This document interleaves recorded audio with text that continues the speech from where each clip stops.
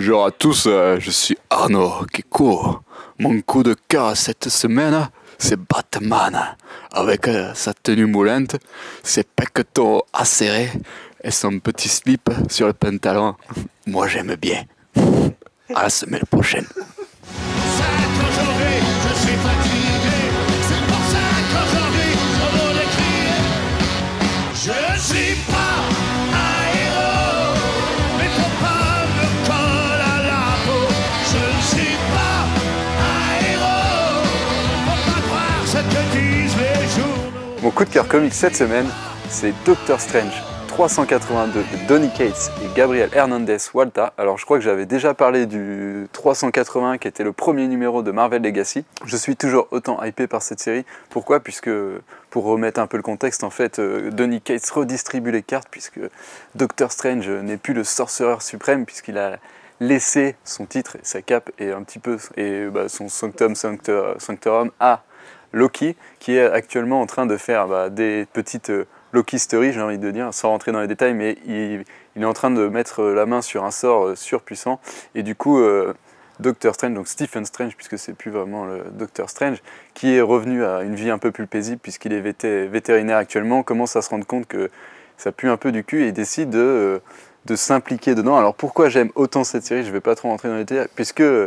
Donny Cates est un fin scénariste et je trouve que les dialogues sont incroyables et c'est ses premiers titres chez Marvel, il prend de plus en plus de confiance, même si c'est que le deuxième numéro, je trouve qu'il est déjà bien, enfin il connaît bien son univers, il réintroduit des trucs, il remet des trucs en avant et vraiment c'est un artiste pour le coup, enfin un scénariste qui mène Marvel Legacy dans la bonne direction parce qu'il ne se passe pas grand chose globalement avec Marvel Legacy. Et Doctor Strange, c'est vraiment une série moi, qui me donne très envie de suivre ce qui va se passer, puisqu'on sait qu'avec la série Thor, Loki est quand même un personnage important.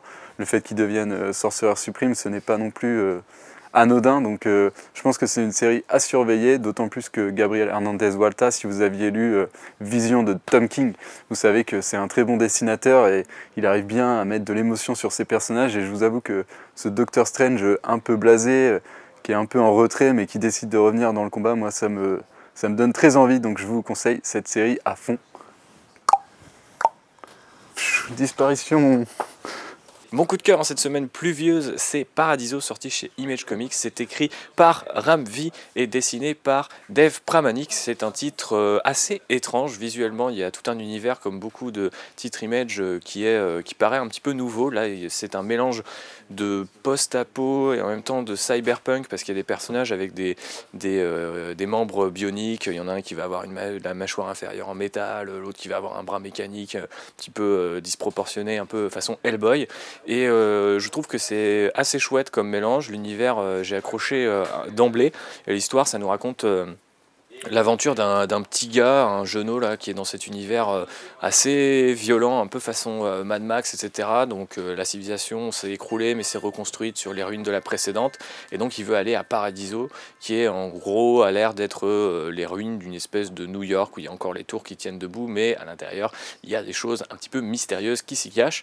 Et pour aller dans cet endroit, eh ben, il va troquer une protection contre un journal dans lequel il y a des plans pour construire des machines, lui-même étant une sorte d'ingénieur, ou en tout cas de type qui maîtrise la technique, et du coup à cette époque-là où les gens n'arrivent plus à construire exactement ce qu'ils veulent, c'est extrêmement précieux. Donc c'est assez classique comme pitch. Au départ il y a une sorte de flashback qui est très intriguant, où il y a des personnages qui ont des têtes de robots avec plein de lumière et tout, enfin visuellement c'est quand même un délire, mais j'ai trouvé ça plutôt intéressant. Ça se repose suffisamment sur des bases communes pour que ça vous prenne par la main, et en même temps visuellement c'est vraiment, il y a un côté, je dirais pas bizarre parce que c'est pas non plus complètement hardcore ou nouveau, mais il y a une espèce de côté inquiétant qui se dégage dans ce mélange de chair, de machine et de post-apo. C'est jamais vraiment en fait si on a régressé ou si on a progressé, et je trouve que technologiquement du coup et visuellement ça rend le truc assez intéressant.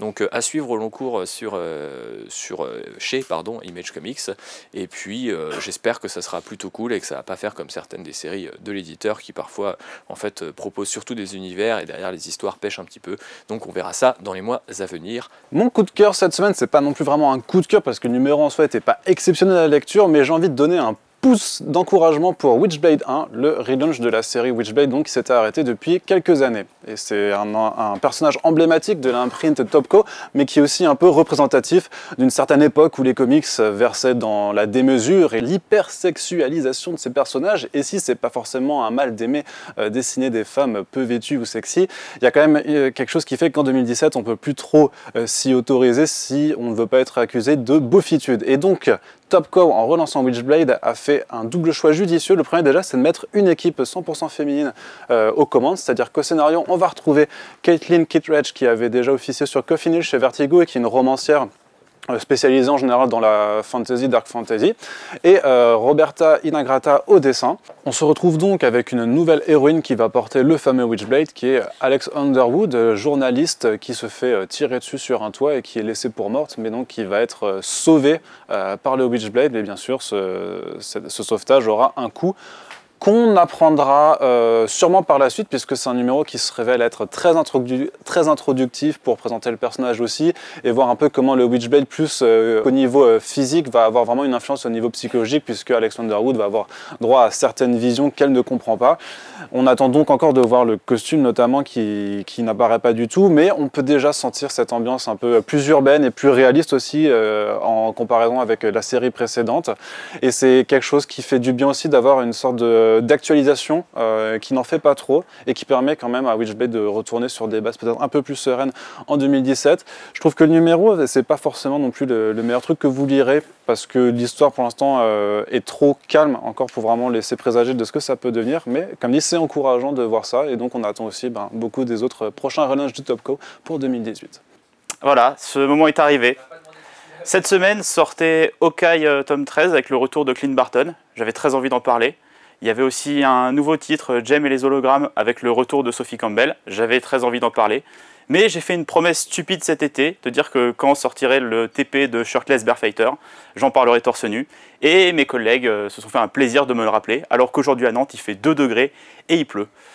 Voilà, donc Shirtless Bear Fighter, c'est écrit par Jody Le Hupp et Sébastien Girner, et c'est dessiné par Andrew Robinson. Et ça raconte l'histoire de Shirtless, qui est un homme qui a été élevé par les ours, et qui, suite à une tragédie familiale, se retrouve à combattre ces mêmes ours. Sauf qu'il le fait tout nu. Donc c'est un titre assez délirant, c'est très très drôle, c'est un peu brainless, mais au fur et à mesure de l'avancée des numéros, il y a une réflexion écologique qui s'installe, qui est plutôt d'actualité. Voilà, c'est très sympa, c'est très fun, ça sortira en France en 2018, mais je n'ai pas le droit de vous dire chez quel éditeur. Voilà, Shirtless Bear Fighter, c'est très sympa. J'arrête maintenant parce que j'ai très froid.